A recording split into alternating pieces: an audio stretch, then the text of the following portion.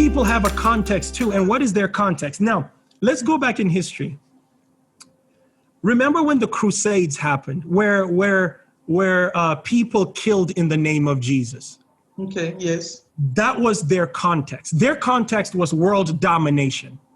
Whatever your context is, you end up adding Jesus on top of it.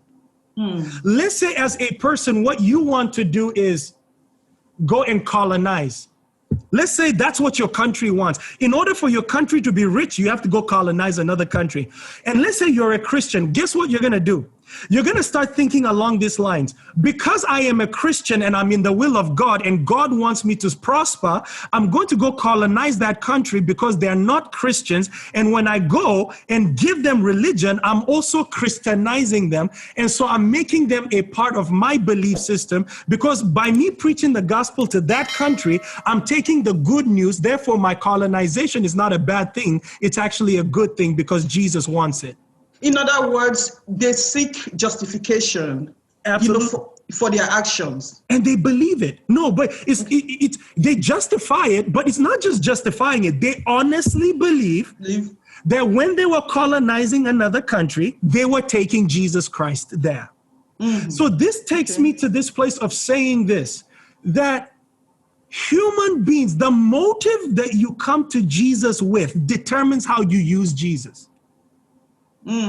Okay, that's a big one. So now the race that ended up colonizing, slaving Black people and ended up where their descendants are here today, if you honestly ask them, their context causes them to believe that God was with them. That is why they had so much power over the Black race. No. Okay, does that also, translate to how they see white supremacy? Does that have anything to do with that? Is there a correlation? Absolutely.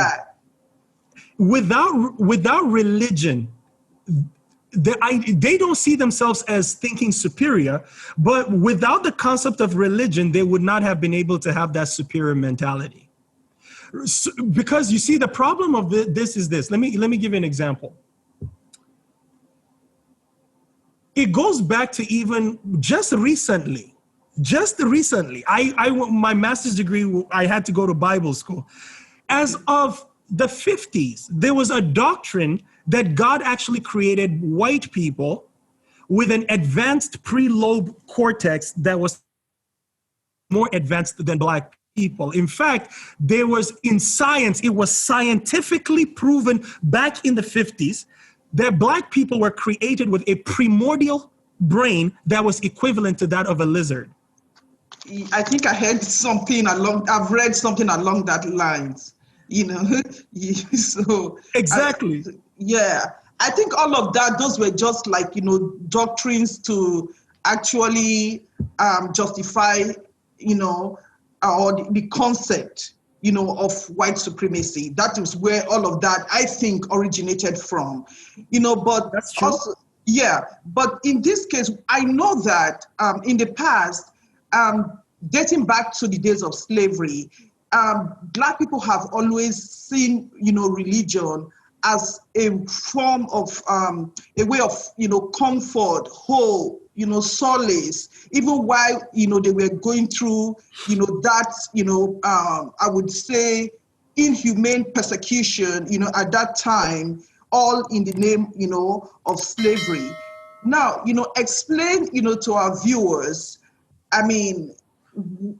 what, has changed now, or do you still see an element of that, still happening today? Okay. Or has there been somewhat of, a divergence, from that? Or are we still, pretty much, operating in that realm today? Okay, so we see a small minority of Black people trying to deviate from that.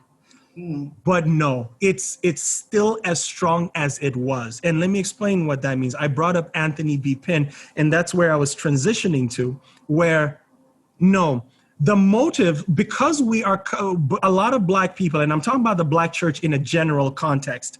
Correct. Because Black people come from a place of oppression, our context in Christianity is liberation. And this is why Christianity was used during the civil rights movement. Yes. So, so why, that is why you're also seeing that the Black church is very adamant about using Jesus to free Black people. And if Jesus is the Jesus that we're talking about, then he would want us to be liberated. It has not moved away from that. That is because the context of the Black person is, if Jesus is who he is, then he didn't just save me on the inside, he also saved me on the outside. And that's where James Cone comes in. And so those are the individuals that wrote a lot about Black liberation theology, where Jesus didn't just save me on the inside, he also saved me on the outside. And so the fight that we're fighting here is this. And this is where I start giving us the context of why this is actually very serious. And I hope a lot of Black people are watching this, because there's this idea that some of us Black people have that white Christians actually know. And I'm going to ruffle some feathers by what I'm about to say, but just give me an opportunity to fix this. Go ahead. But they're actually sitting there intentionally endorsing oppression for the Black man, and they don't see it, and they're just giving excuses. I honestly mean this. What is the excuse? What are those excuses? We Black people love to think that, they give excuses, we think that they give excuses like when white people say, no, we're not trying to oppress you, we're all equal, you guys are the ones that can't see it, we're not even trying to be racist, we're not trying to be white supremacists. When they say that, Black people think that, no, these are just excuses, we can see the reality. I'm trying to bring up where the contention takes place, and this is where the contention takes place. Remember this, Black people have a context that is predicated on experience, and white people have a context that is predicated on their experience. Absolutely. Black people want liberation because our experience says we've been objectified and oppressed. White people's experience is that God is with us. That is why our country is great. And what they see Black people trying to do is change the foundation of their greatness to include to them socialist ideas that will destroy their context. Black people are saying, no, you have to destroy your context because your context is oppressing me. All of us. Okay, hold up. Pastor Bullock, let me, since you just said that, now talking about Christianity and, what Christians are followers of Christ. Yeah. If indeed, that's the case, now, if you look at those social issues, that you just talked about, yeah, or what a lot of people want to just, maybe they want to think that those are not, how will I put it now? I mean, the social issues that we're talking about right now, those are the things that Christ actually endorsed. Like, providing healthcare for everyone, loving everyone, making provision for the poor, taking care of the poor. The Bible will say, and he had compassion on them. He fed those that were hungry, so those things that, that they consider, that is about to ruin, that special thing that, what is always been. Don't you think those are actually the principles of Christianity? Okay. Examples that Christ showed us as, as Christians.